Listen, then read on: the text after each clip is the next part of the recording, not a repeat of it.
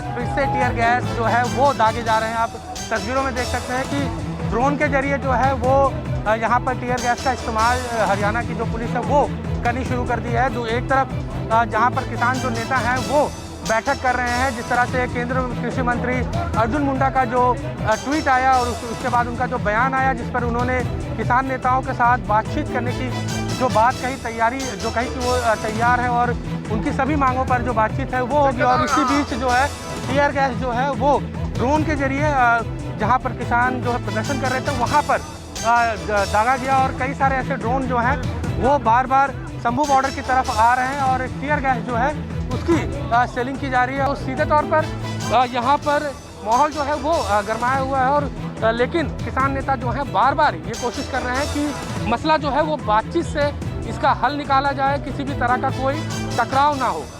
Shambhu border से camera person नजर आना के साथ अमित पांडे, न्यूज़ 24। किसान हर हालत में आज दिल्ली कूच करना चाहते हैं क्योंकि किसानों ने 21 तारीख को 11 बजे दिल्ली कूच करने का फैसला किया हुआ था और यही कारण था कि भारी संख्या में जो किसान थे वो शंभू और खनौरी बॉर्डर पर इकट्ठा हो चुके थे और वहीं पर कल से ही बॉर्डर के ऊपर जेसीबी मशीनें, पोकलेन मशीनें और जो हाइड्रा थे वो भी पहुंचने लगे थे। और इसी के चलते ही जिस तरह से हरियाणा पुलिस ने पंजाब पुलिस को एक पत्र भी लिखा, पत्र में कहा गया था कि जिस तरह से किसान अपनी जेसीबी मशीनें, पोकलेन और हाइड्रा लेकर आ रहे हैं तो बॉर्डर के ऊपर तैनात किए गए जो जवान हैं उनकी जान को खतरा हो सकता है। और वहीं पर किसान जैसे ही आज शंभू बॉर्डर से आगे बढ़े तो उसके बाद बॉर्डर के ऊपर तैनात किए गए पैरामिलिट्री के जवानों ने किसानों पर एक बार फिर से आंसू गैस के गोले दाग दिए। और इसके बाद जैसे ही अर्जुन मुंडा का प्रस्ताव बातचीत का आया, अब किसान भी इसके ऊपर मंथन करने लगे हुए हैं। अब केंद्रीय मंत्री अर्जुन मुंडा की ओर आंखें लगाए किसान बैठे हुए हैं कि जो डेट और टाइम कब का उनको बैठक का मिलता है। कैमरामैन गंभीर सिंह राणा के साथ विशाल अंग्रेज, न्यूज़ 24 चंडीगढ़। हरियाणा के शंभू बॉर्डर पर किसानों के कूच के बाद दिल्ली के सभी बॉर्डरों की जो सुरक्षा व्यवस्था है वो बढ़ा दी गई है। फिलहाल दिल्ली पुलिस ने करीब 15 से 17 हज़ार जवानों को तैनात किया गया है और दिल्ली के जो सभी बॉर्डर है वहां पर चेकिंग अभियान तेज कर दिया गया है।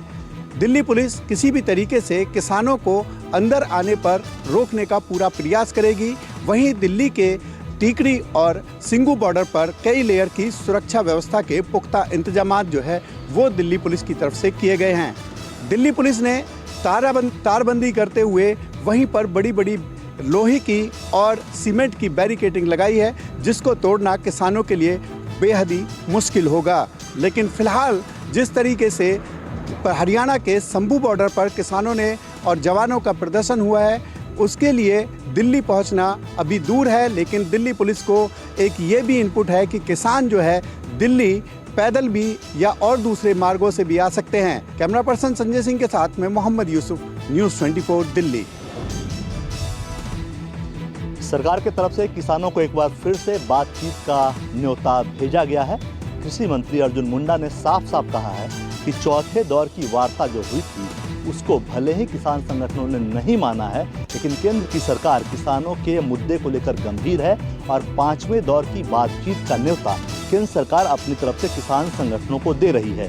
5वें दौर की बातचीत में मुद्दे क्या होंगे, जो ज़्यादा कठिन मुद्दे हैं उसी की चर्चा कृषि मंत्री ने की है। सरकार ने एक बार फिर से खुला ऑफर किसान संगठनों को दिया है कि 5वें दौर की बातचीत के लिए आइए। क्रॉप डाइवर्सिफिकेशन के साथ साथ एमएसपी का मुद्दा हो, एफआईआर का मुद्दा हो और पराली का मुद्दा हो, इन सभी मुद्दों पर सरकार खुले मन से बातचीत करने के लिए तैयार है।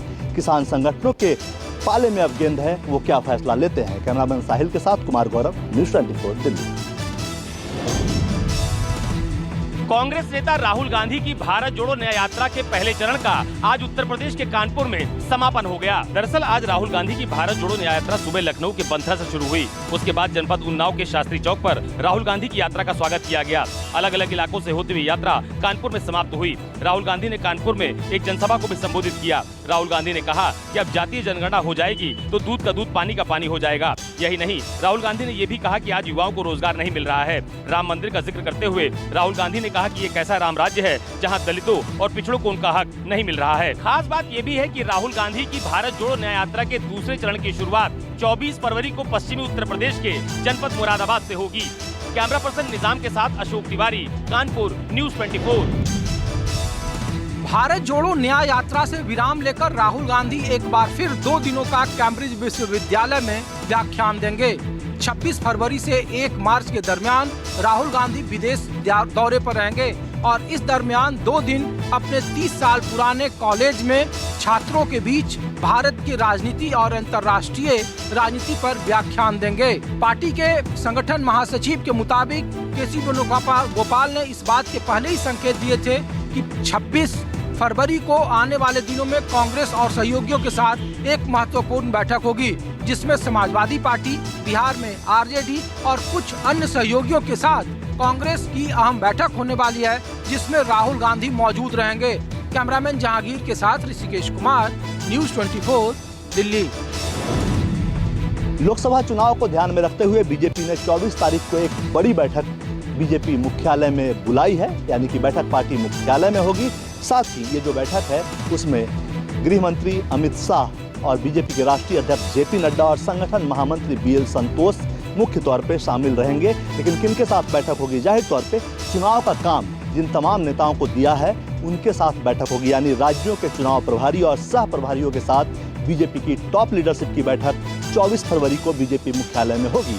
जाहिर तौर पे अभी पार्टी ने अपने तमाम कार्यकर्ताओं को 100 दिन के काम का एजेंडा सौंपा है, क्योंकि लक्ष्य बड़ा है, 370 सीटों का लक्ष्य है। 24 तारीख को जो बैठक होगी उसमें उनसे पूछा जाएगा, उनसे प्रेजेंटेशन देने को कहा जाएगा कि आखिर बीजेपी के जमीनी काम को आप कितना आम जनता तक ले जाने में सफल हुए हैं, मोदी सरकार के कामकाज को कितना आम जनता के बीच में ले जाने में सफल हुए हैं और जनता के बीच सरकार के काम का क्या रिव्यू है, उनके परफॉर्मेंस को जनता किस तरह से देखती है। कैमरामैन साहिल के साथ कुमार गौरव, न्यूज़ 24, दिल्ली। आज एक बार फिर बिहार विधानसभा में सदन के अंदर और बाहर मुख्यमंत्री नीतीश कुमार आग बबूला हो गए, काफी गुस्से में आ गए। गुस्से का कारण यह था कि जब नीतीश कुमार आज बिहार विधानसभा पहुंचे थे और जब वो पोर्टिको में मौजूद थे तब आरजेडी के कुछ विधायकों ने नारा लगाया, नीतीश कुमार मुर्दाबाद। जब सदन के अंदर फिर से जो विपक्ष के विधायक थे उन्होंने कहा कि नीतीश कुमार शर्म करो, तब नीतीश कुमार का गुस्सा जो था वो आपे से बाहर हो गया। नीतीश कुमार ने बोलना शुरू कर दिया कि तुम लोगों के साथ जब भी हम थे तब तुम लोग काम नहीं कर रहे थे, केवल गड़बड़ी कर रहे थे और पढ़ाई की बात करते हो शोभा नहीं देता है, क्योंकि तुम लोगों ने ना ही स्कूल देखा है और ना ही कॉलेज देखा है। साथ ही नीतीश कुमार ने कहा कि तुमको जितना भी मुर्दाबाद करना है करते रहो, हम विकास का काम करेंगे। फिर से नीतीश कुमार ने अपनी बातों को दोहराते हुए कहा कि 2024 के लोकसभा चुनाव में आरजेडी 0 पर आउट हो जाएगी। कैमरामैन ऋषि के साथ सौरभ कुमार, पटना, न्यूज़ 24। एनसीपी शरद चंद्र पवार गुट के प्रमुख शरद पवार ने माना है कि इंडिया गठबंधन में सीट शेयरिंग को लेकर मतभेद है। शरद पवार का कहना है कि अलग अलग राज्यों में अलग अलग परिस्थितियां हैं, लेकिन महाराष्ट्र में महाविकास आघाड़ी में सब कुछ ठीक है। 2-3 सीटों पर पेच फंसा हुआ है, जल्द ही सीनियर नेता बैठें और इस मामले को सुलझाएं।